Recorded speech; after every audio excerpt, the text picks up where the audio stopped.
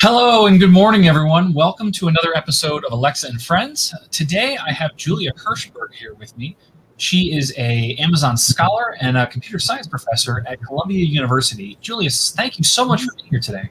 I'm very happy to be talking to you, Jeff. Awesome.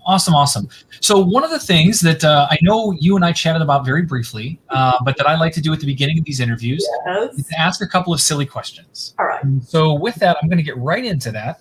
The first question that I often ask is, with the last 10 or 15 years or so, we've had a lot of superhero movies come out. And one of the things I'm always interested to know about people is if you could pick any superpower for yourself, what would you pick? And then I'd love your story on what your reasoning is. Why did you pick that one specifically? Okay, so I know that you asked this question because I watched a couple of these. And at first I thought, well, the superpower I thought was to be able to see what's in people's minds, other people. All right. But then I realized I'd rather be, given that I've been home or working from home for a long time, and I have some pets, I'd really like to know what my cats are thinking because they're completely unbelievably hard to detect. So either one of these or possibly both. That's interesting. So you are not the first person to say that they want to be able to telepathy, be able to read minds, those kinds of things. Mm-hmm. But the one thing that always scares me about that is that you get to know everything someone or something in the case of an animal's thinking. But that also means you get to know everything that they're thinking. And sometimes that can be a curse, I think. I think easier with animals possibly than with people. Right. Some people I do not want to read their minds. Right. I agree. So we have a couple of people in the chat that are questioning whether or not this is live or pre-recorded. I believe it is live. So I'm glad that you're here, Julia. Okay, second question. This one requires a little storytelling for those that haven't heard this story before. I want you to imagine you're in a large, congested city and you're walking to visit some friends for lunch. Okay. You're on 17th Street. You need to get to 18th Street. And as you start to head over there, you realize you have to walk all the way around this big city block, or there's this really nice, open, brightly lit alley that you could walk down that would get you directly to the restaurant that you're meeting. Mm-hmm. So you head halfway down this alley, only to realize that at the end that they were heading towards emerges this huge horse-sized duck right in front of you. It does not look friendly. It does not look like someone you're going to be pals with. So you decide to turn around like any smart human would, and you decide to head the other direction, make the long walk, only to realize that end has been closed by 100 duck-sized horses, very small horses. So in either case, you're probably going to have a little bit of a scuffle, maybe just to try to escape or whatever. But I'm always curious to know which end would you head towards? Which one do you feel like you'd have more success at? I'd go to the duck because now I know how to read the duck's mind. I know what it's thinking about, right? I like that. Actually, I like ducks. I like horses too, but I've always liked ducks. When I was working at Bell Labs, there were a lot of geese, but they look like ducks. Sure. Out around in the surrounding countryside, and it was really nice. Just beautiful. So anyhow, I like ducks, and I don't think they're unfriendly. No. For the most part, they're not, unless you get near their nest or something like that. Yes. Did you grow up around horses? Well, actually, my sister loves horses, so I grew up around her horses. But she had horses, and she still has horses. Now she has older horses that she's trying to keep alive, and some of them live to be 30. So she has a farm, and it's really great. Yeah, that's a commitment. I've seen some stories recently about how people that have a pet tortoise, right? Tortoises live forever, and how they've been passed down from generation to generation. They have a tortoise that was around during the Civil War. Oh my God, that's amazing. That is amazing. Yeah, I didn't know about those. All right. Well, I want to hear about your career history. You've had quite a path that you've led. But before that, I want to add one more little tidbit to this, which is I was just talking with a friend of mine, and he was telling me that they've, based on the research, the first human to live to be 200 years old has already been born. Really? They expect that humans will be able to live to 200 before the lifetime of everyone that's alive today, which I think is amazing. Wow, that's fabulous. I wonder how much longer each of us will have than, say, our parents had. Right. Well, the story I heard, this was probably 15 years ago now, was that if you could live to 2050, which we're still 29 years from, Yeah. then there will be no question of you living to 100 years old. Okay. They think that technology will advance enough that you could probably get to 100. Now, in 2050, I will already be almost 80. So I have to imagine that that's probably a guarantee anyway, maybe for me, hopefully. Today is my 45th birthday, by the way. Oh, I get to celebrate it with you. Happy birthday. Thank you. Anyway, let's move on because I want to learn all about you. So the general way that I like to do this is if you were telling a story at a dinner party to some friends about like what your work history was or maybe a brief interview, I'd love to hear where you got started, where you went to school, and kind of what path you took to get to where you are today. Yeah, I have a very unusual career path. I have to start by saying that I was interested in history since third grade. Okay. When I wrote a very detailed history of the Habsburg emperors, all of them, and there are a lot. Yeah. I was visiting my grandmother one summer, and she had a lot of data on this. At any rate, so I ended up getting my first PhD in history. I went to the University of Michigan, and my thesis was on 16th century Mexican social history. And I was working in a town called Puebla de Los Angeles, which had a lot of very early 16th century data about the early settlers. It was one of the first places in Mexico that was settled. At any rate, so I had all this data. And while I was still getting my PhD, I needed to get a job. So I started teaching at Smith College. And so this kind of slowed down my PhD a little bit, but actually it turned out to be incredibly useful because Smith College had something called a 5 colleges program. And while I was teaching at the different places, I met a really wonderful professor at Amherst College, and he was working on 14th century history and very similar kind of demographics. And he had a student who was triple majoring in history, physics, and computer science. Wow. And this kid had created a lot of software for him in Lisp, which was a kind of fun to learn thing at the time. And so he offered to share it with me.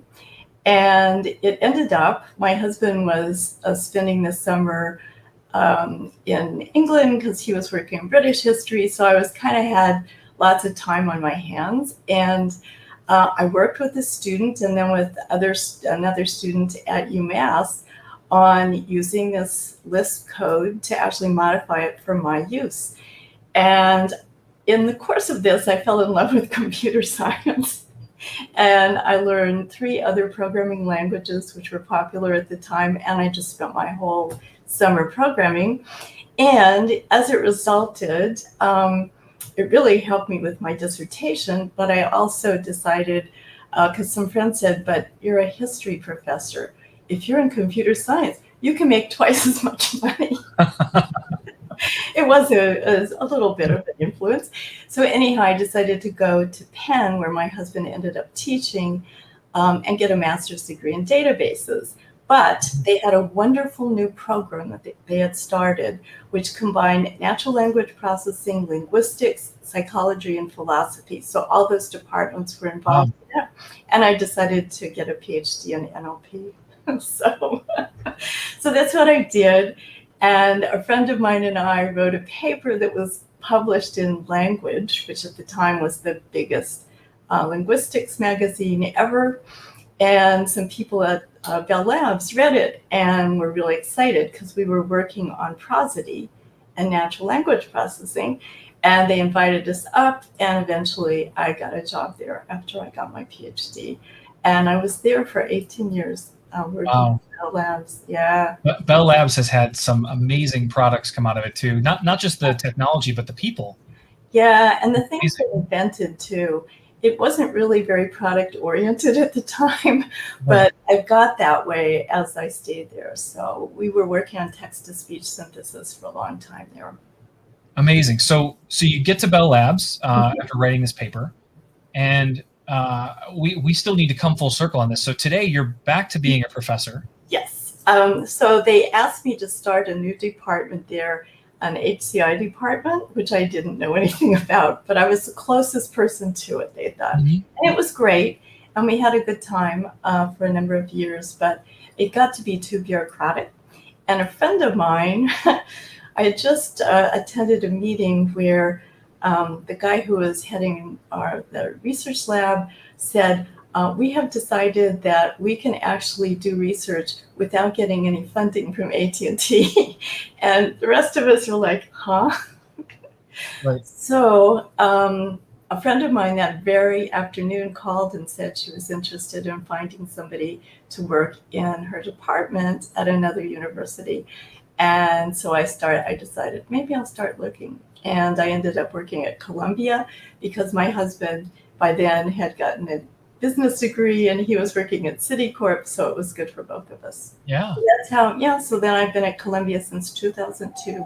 Oh my goodness. Yeah. That's another 19 years. I mean, you've had quite a career. I know. It's been so much fun. That's great. And it's interesting to me because you're not the first person that I've spoken with, and I have that background as well. Not nearly the educational background that you do.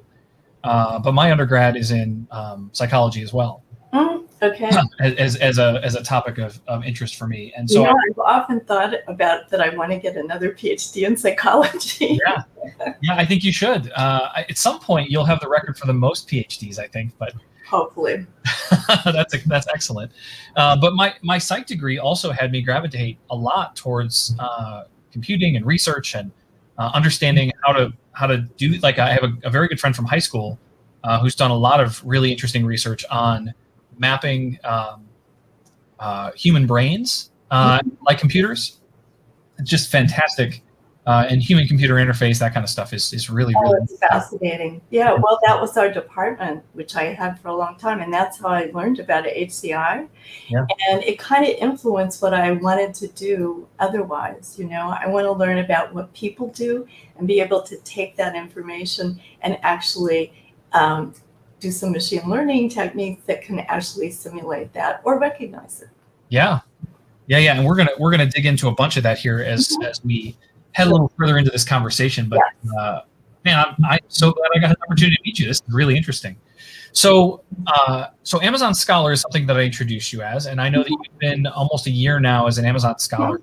Can you kind of share, what kind of drew you into that and what being an Amazon Scholar means? Yeah, so I got into it originally because some of my friends were Amazon Scholars at Columbia, and they were really happy with it.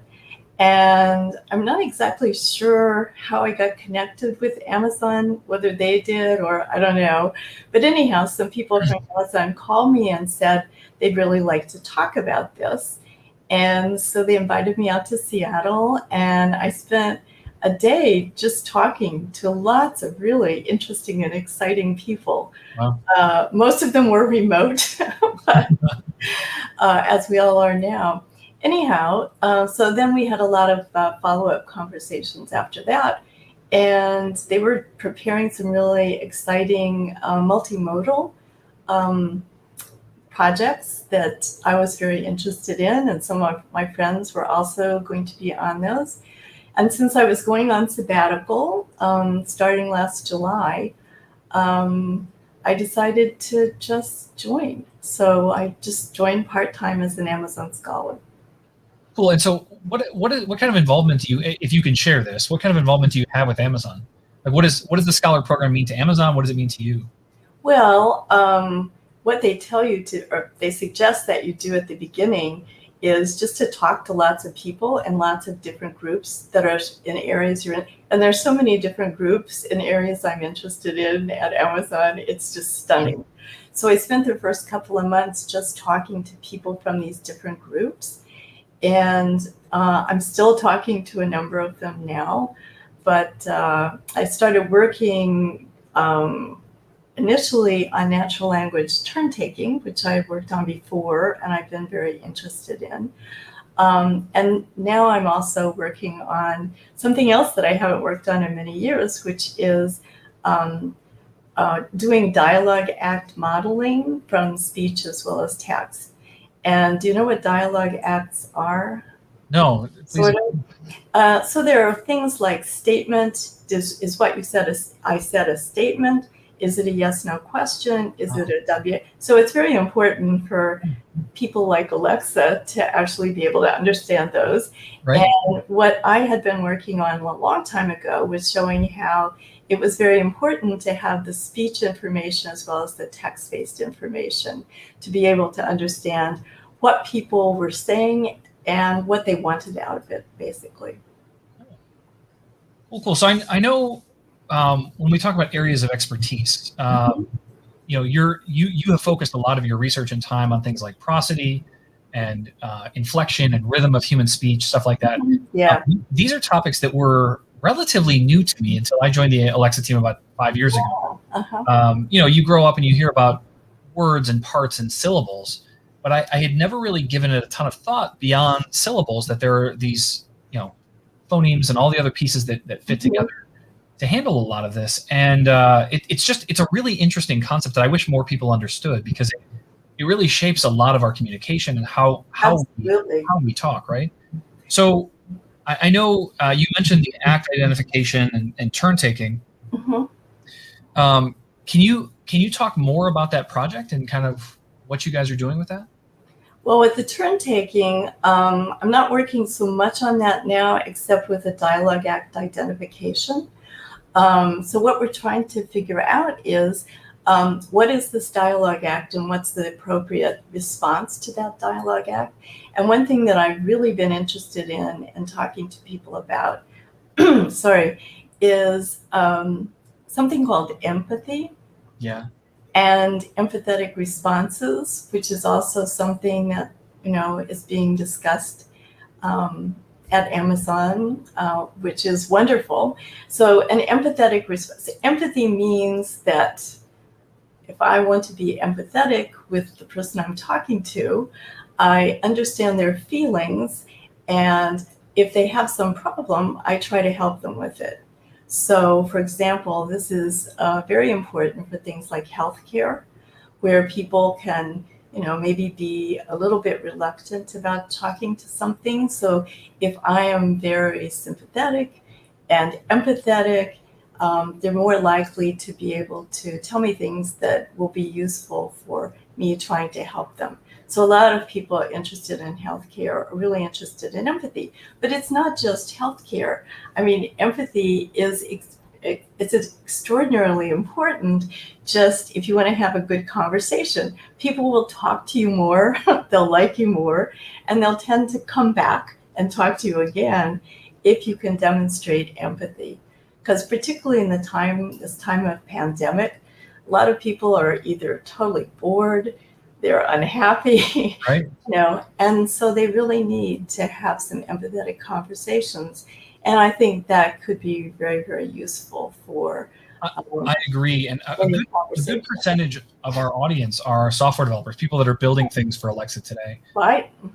And one of them just mentioned in the comments that, like, this is one of the reasons that I think we continue to work on what we can provide developers when someone speaks to a device. Right now, they don't have anything for any kind of sentiment analysis or empathy or any of that stuff.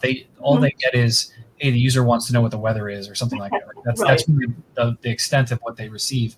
And I think being able to, one, recognize, and then two, provide that information to the people that are building these systems really can change the landscape of how we think about a lot of these interactions. Absolutely. No, I think it's really important. One thing that I worked on a lot was something called entrainment. And this is related to empathy. You don't always want to entrain it when you're being empathetic, because entrainment means that you're actually talking like the other person is talking. And we've been working on this for many years, doing research on this. Like you use similar words, you use the same sort of intonation, you use the same sort of pitch range, all these same sort of speaking rate. Maybe you and I are entraining to each other. You adapt people's rhythms. I would assume this also applies to things like copying people's accents. That could be true. We didn't look at copying people's accents too much, but actually other people have found that if two people talk together for even 3 minutes, one of them will assume the accent of the other person. I have a very good friend. She was raised in Northeast Ohio. And generally, the northern part of Ohio, the southern part of Michigan is considered the neutral accent in the United States. And she moved to Charlotte, North Carolina 10 years ago. And she is 100% that southern girl accent. Yeah. It's amazing to hear. Because she certainly didn't grow up there, but she's more than adopted all of it. Yeah, it makes you just, seem more like you're a member of the group or a member of the community. So, and people do it not thinking about it, really. Oh, yeah. No, I don't think it was a conscious decision. But it's interesting. And what we found is that when you entrain to someone else, they're more likely to like you. They're more likely to think that you're intelligent. And you actually have better conversations. And if it's a task-oriented conversation, you're more likely to get it done correctly and quickly. So anyway, I would advise everybody, think about entraining. I think I want to have a conversation with you every week. This is great. I'm going to pivot a little bit because I know that you are involved pretty heavily with Interspeech. Yes. Which is coming up here really quickly, right here at the end of August. Yeah. So, can you tell me a little bit about your role with Interspeech? Kind of what you guys are hoping to accomplish at the conference this year? Well, so I've been engaged with Interspeech since the 1990s.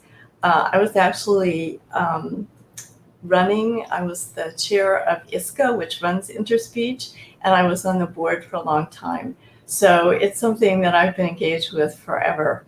And what we've always, me and some friends, have always tried to do is to make it more diverse and inclusive. So now I'm part of Interspeech. Well, I'm part of the organizing committee for this next Interspeech, but I'm also on a diversity committee that's been spanning a number of years. And what we do is we have meetings, diversity meetings at every Interspeech conference. And we also had started, and me and a friend started something in 2016, which was, we call it the Young Female Researchers in Speech Workshop for Women. Nice. It's for women undergraduates and master's students because we know, as there are lots of women undergrads, but as you get into higher levels, and particularly when you go on to PhD, there are fewer and fewer women. It's just true in all of our universities who are getting their PhDs. So anyhow, we have a day-long meeting. I guess ours will be day-long, although remote this year. And we have talks with other women, senior women, give talks and organize meetings, and we have lunches with people, and we just talk to students about what they can do, how we got into our career, and what they might be thinking about doing if they're really interested in research. So it's been fabulous. We have it now every year. Oh, that's great. That's really good. And we're also trying to, a friend of mine and I decided a couple of years ago that Interspeech and ISCA didn't have enough balance in things like who was running, who was the program chair, who are the ISCA fellows, things like that. So now we keep the statistics on all of this, and it's gradually increasing. And it's important to keep the statistics on stuff like that because sometimes people don't realize, you don't have enough women ISCA fellows. You don't have enough women program directors. So anyhow, it's worked very well, and ISCA is really into diversity. I really appreciate them. I'm glad to hear that. So I have a 17-year-old daughter who's evaluating universities right now. Okay. She has had an affinity for computer science, taken all the AP classes she can in high school. Isn't sure that that's necessarily what she wants to do, but she's good at it. My thought was software development, computer science is something that's amazing to be able to fall back on, right? You can write code, As you mentioned earlier, you can get paid pretty well to be able to do that. Yes. So go chase your dreams, and if those don't work out for some reason, then computer science is something to easily fall back on. A lot of people who come to Columbia as undergraduates don't know that they want to major in computer science because maybe their high school doesn't teach it. Right. But once they take one of our introductory courses, we have a lot of classes that are designed for people who are interested in multiple different areas besides computer science. So if she is interested in Columbia, have her contact me. I most certainly will. I like the direct recruiting. That's excellent. I will definitely do that. All right. So to pivot again, let's talk a little bit about your research, because there's a couple of things that have stood out to me that are really interesting that I would love to know more about. And that's some of the research you've done on things like deceptive speech and trusted speech. Tell me, how did you get started with those kinds of topics, and what are the big findings? You know, what's interesting is you get onto topics sometimes that you don't expect to. Yeah. So we were thinking, when I moved to Columbia, some friends of mine that I knew from other organizations, we were thinking about doing some work together on emotional speech. And we submitted a proposal to NSF, really big proposal. And while it was being evaluated, 9/11 occurred. And after 9/11, the Department of Homeland Security was created, as you may remember. And the DHS wanted to prevent similar attacks in the future. They felt that these people had gotten in by maybe fooling the immigration authorities, which they had. So they wanted to develop better computational methods to help people, because people are worse than chance at detecting deception. All people, including political people, military people, police, unfortunately. This is well known in the area. So anyhow, they decided to create a project, a multimodal deception detection project. And we were supposed to do, they said, since we had been interested in analyzing emotion and speech, they said, how about doing deception instead? And we thought, oh, that's cool. The modern lie detector. Yeah. And so then there were people also that were looking at deception in facial expression and also in gesture and other sorts of things.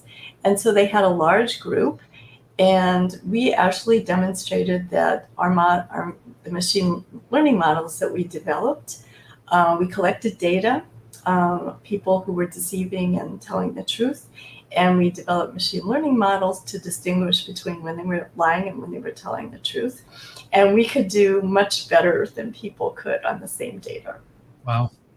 So after that, after a while, the Homeland Security people had to spend their money on other areas. And so that the Air Force decided that they were very interested in trust, as you pointed out, trust and influence. And so we got into that program, which we're still in. And they wanted us not only to identify deception, but also what kind of speech do people trust. And so that we also have been able to identify. And what this shows us is why people can't identify deception very well, because they trust features that we have shown to be characteristic of lying. So these are mostly prosodic features, but they're also using some different lexical features. Yeah. So anyhow, we developed a game, an online game, which we're using with Mechanical Turk, we're putting out.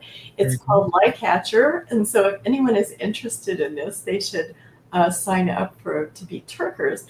But basically, first we wanted to just demonstrate or figure out whether more people than just the people we had in our lab were bad at detecting deception. And Lie Catcher showed us that that was true. And now what we're doing is we're trying to train people to identify deception more accurately. So we give them a question that one of our subjects was asked, and the first answer the subject gave, and we ask them to say, is this truth or lie? And we also give them a normal voice of that person, which we had also collected, so they can compare that voice to the voice they hear. And if they make a mistake and say, it's a lie, but it's true, we tell them why. We give them training. And the same if they say that it's true and it's a lie, we give them training. And we're going to put out lots of tasks to do this and hopefully be able to get people, at least they have fun. It's a very fun game to play, I have to tell you. So I'm sure our audience would be interested in giving this a try. If they want to find lie detector, where would they search? Where can they find that? They could search for deception detection. I think that's the name of I should have gotten the name of, if they're interested, they can just contact me and I'll tell them where it is. But they can also just look for lie capture. Well, a couple of the folks in the audience have already found like your Columbia professor page, which I'm sure has probably your email address on it. So expect a couple of emails on that. Yeah, that's fine. Okay. All right, that's great. So we've talked about deception, and I know we talked about empathy a bit earlier, some really interesting concepts. But what about something like charisma? I have been accused of having that from time to time, but it's the thing that makes speakers attractive, like politicians and business leaders. I probably could use some training in this area, I think, sometime as well. But I'd like to know what are your findings around charisma? So we started on this. It was just a course project with 3 of my students in my course back in 2003. So we've been working on it forever. And what we did then was to actually ask, this was before you could do crowdsourcing. And so we had to develop our own crowdsourcing mechanism. Oh, wow. And we put this out and we put like segments of speech, and also they could, of course, understand what the person was saying.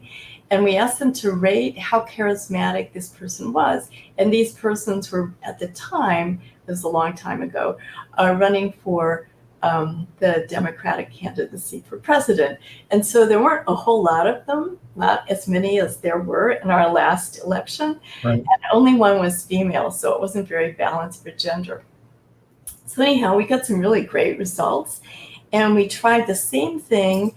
This was on people speaking English, but we tried the same thing on people speaking Arabic, because I had a student working with me who could speak Arabic, and so he collected the data for us. And what was really interesting was Arabic speakers rated their charisma using very similar characteristics. That is, when you compared the voices, they were very similar. Of course, they were speaking a different language. So we decided to have the Arabic raters rate the English speech, and the English raters rate the Arabic speech. Even if they didn't necessarily know that language. Well, neither one, none of them did. Okay. We're sure about that. And so they rated the charisma in the same way. They pretty much had the same view of charisma. Wow. The features of the voices they rated as charismatic were very similar in both cases. It was really, we also had people from Sweden do the same thing on both of those, and their ratings. So people, the thing to conclude about this is it's not what you say so much as how you say it. Yeah, that's interesting. I wouldn't have expected something like charisma to necessarily cross language barriers. That's an interesting finding. Yeah, I know. So, but anyhow, there are people that train people in charisma. We have not done that yet, but it's for giving, if you want to give a pitch for your startup or something like that. A lot of people want to get trained, as do politicians, of course. Sure. So recently we did do the people running for the Democratic nomination this past year. We haven't published that data yet, but needless to say, the person who won was not necessarily the most charismatic person rated, but he was rated very highly in the other features like confident and reliable, those sorts of things. It would be interesting to see, and this is probably a longer term effort. Yeah. It would be interesting to see if the measurements that you guys can come up with against those candidates could reliably predict the winner. Well, we thought so too. In no case have we ever been able to predict the winner. So, that's one thing we did do, though, because we were interested in gender and obviously whether people would rate women lower than men, because there had been some work on that. So we did a study of charisma just using things like podcasts and things like that, courses. And actually, we found that it's not significantly different, but the women were actually rated higher than the men. So Wow. we were a little surprised, but it depends, I guess, on who you have, who's actually talking.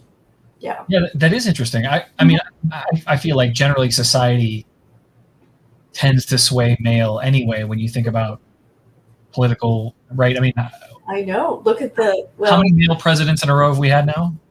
Yeah, and we just had a mayor election, and 2 females actually came in second and third, so that was good. And Yeah, that is good. So maybe things are changing. It is progress, right? Yeah, I think so. All right. So speaking of progress, you've been working in the field of speech and natural language processing for a while, and I'm very thankful for that. Where do you see these kinds of technologies going in the next 5 or 10 years? Okay. So from my point of view, I think, well, certainly, particularly since I've been at Amazon and talking to lots of people working on Alexa, I think there's a huge growing interest in dialogue systems. And I think maybe the Alexa Prize has been a good incentive for that. I don't know, but I'm noticing a lot more people who are working in this area. And I think a lot more industries want to be able to do it well as well. It's not just Amazon, but it's lots of different industries. So I think that's one thing. There's also a huge interest now in identifying bias in AI. And that's definitely, everybody is concerned with this. You can't even submit a paper anymore unless you explain why it's, not biased in any way against any ethnic or gender group. And also there's a lot of interest in doing speech and from the speech and NLP perspective for social good. I have a friend who's also an Amazon scholar.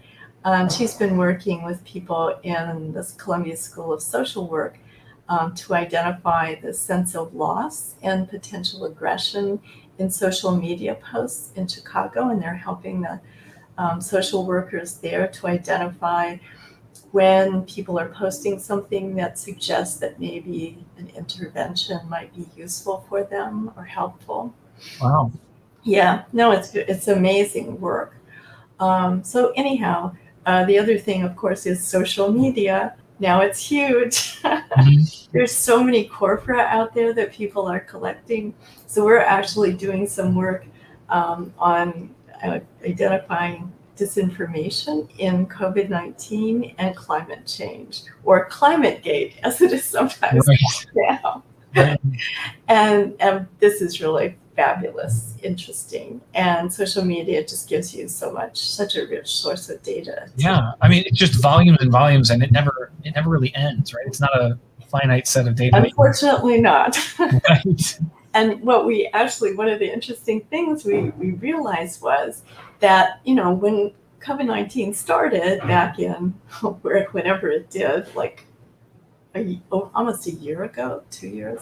At any rate, when it started, I guess it was last fall, it was last spring. I remember having to come back from the Netherlands very quickly because they were going to block people coming back from I was actually in India at that same time. And that must have been really hard. And got out just in time, yeah.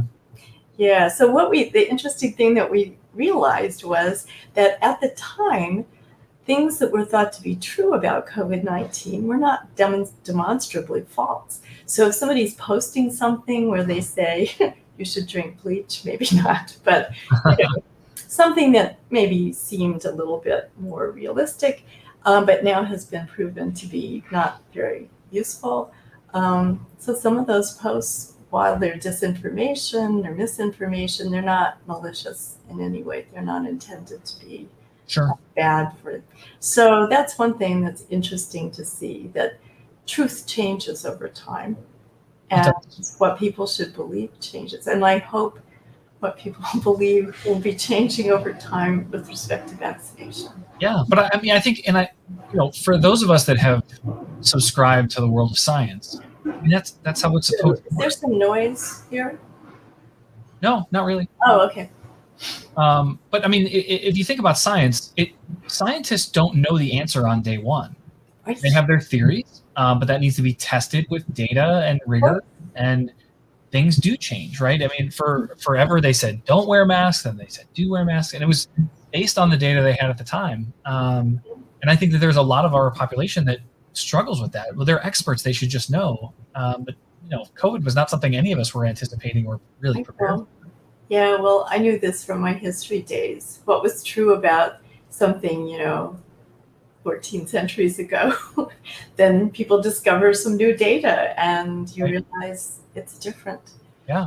Yeah, but that's just academics, and not everybody is into academics. Agreed. I hope more people will be. All right. So speaking of academics, this is my last big question for you. When you think about students that are trying to pursue a career in this field, for example, my daughter, this might be her. Sure. What are the reasons that you would recommend for people to, maybe pursue a career within academia? That's not something that I had ever considered. My path was to be a psychologist until I found out what I could get paid to be a software developer.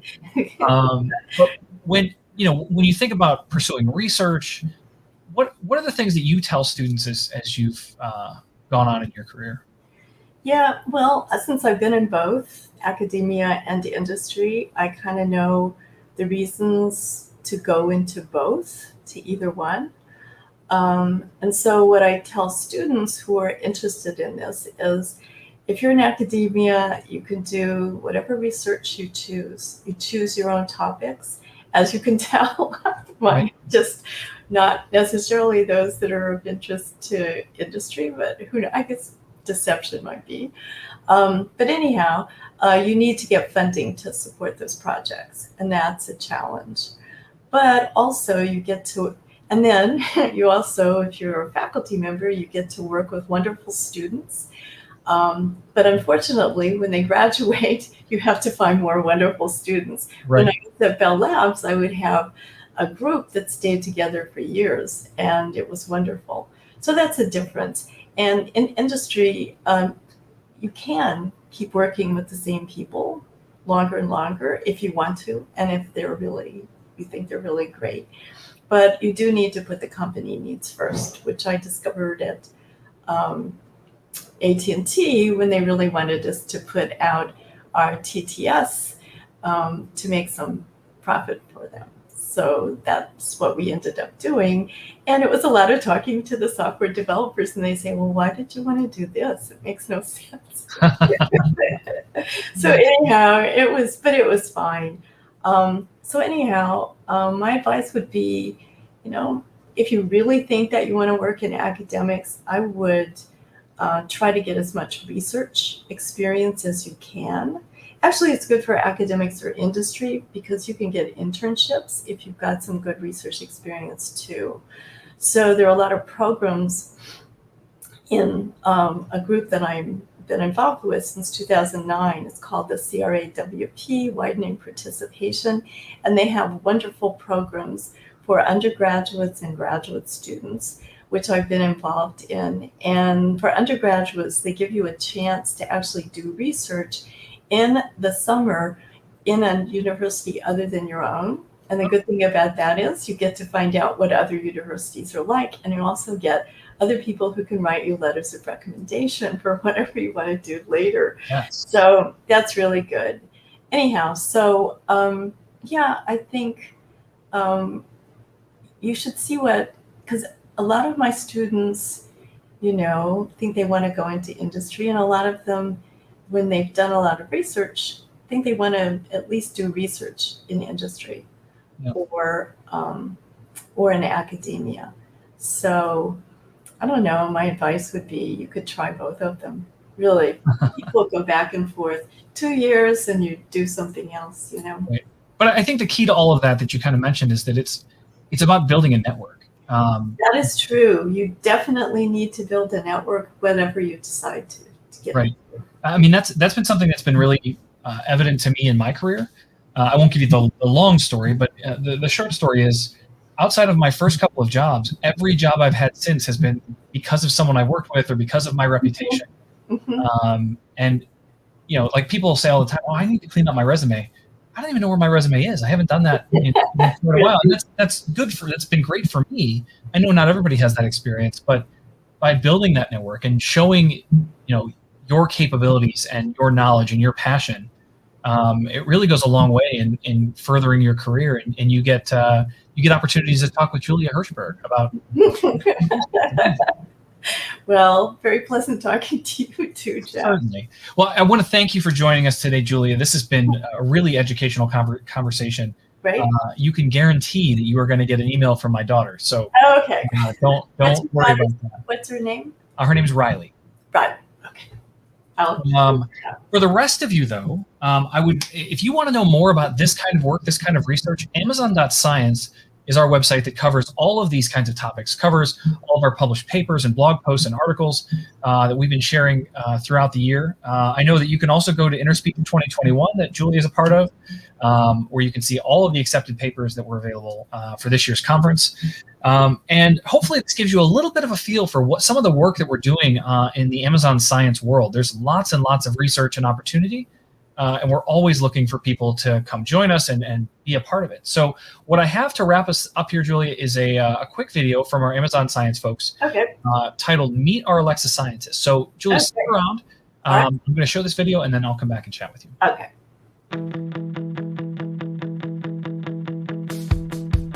My name is Olabanji Shonibare. I am an applied scientist at Amazon. I work with the Language Understanding Service and Response team within Alexa Speech. My name is Aparna, and I'm a senior applied scientist in the Alexa speech recognition team. Currently, I'm working on building better experiences for bilingual customers of Alexa, just like myself. My name is Venki. I'm an applied science manager in Alexa AI. Me and my team of scientists work on different paralinguistic signals associated with voice. As we know, Alexa is used by many customers across languages, across age groups, with different types of voices. We make sure we understand everyone irrespective of their variance in their voice. Hey there, I'm Jaime Lorenzo. I'm an applied science manager in the Alexa text-to-speech research team. I joined the team 3 years ago with a task to improve the expressivity and naturalness of our synthetic voices, and this resulted in the release of the emotional capabilities for Alexa. Currently, I am working with many other teams trying to push forward the envelope of what we can do with our technology. I'm Kayoko. I'm a senior speech scientist in the text-to-speech team at Amazon.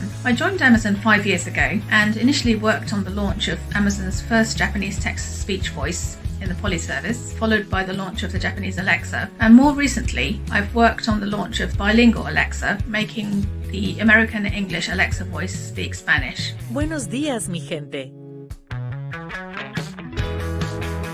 I get to work on problems that are not well defined. You will be expected to develop and deliver end-to-end solutions. You would work on problems that are unstructured. And then, depending on the level, you might be expected to mentor a junior colleague as well. One of the things that anyone will notice when they work in Alexa AI is the amazing group of scientists and engineers that we have around here. So there's lots to learn. Over the last 2 years, I've learned quite a bit. It's helped me become a better scientist, a better thinker, and a better employee. We are constantly learning new things, so we are having to adapt and adopt new technologies. Not only that, we are keeping learning, we are keeping absorbing technologies from other fields such as NLP or computer vision. There is always a chance to keep learning new things, so I'm never bored. Many of the problems that I worked on did not have any prior research work on it, or very little of it. There are also problems on which there's plenty of research available, but many a times the work done on academic data sets doesn't really translate when we work on solving these problems for Alexa customers. I really enjoy the challenge of working on and solving these problems, and this is really what makes innovation at the heart of what we do at Alexa. Nowadays, more and more machine learning techniques are being applied across different domains, and in text-to-speech, we're using a lot of approaches developed outside of the speech domain, which means that we see a lot of researchers with completely different backgrounds joining us in TTS. The customers, they are placed at the forefront of every decision we make. And so, if there is any character or skill you think that would enable you to be customer obsessed, that's a +1. Alexa is a fantastic place for anyone who wants to work on solving real-world practical problems with deep learning in the speech and natural language understanding space. There's plenty of opportunity to innovate and build state-of-the-art solutions for some of these problems.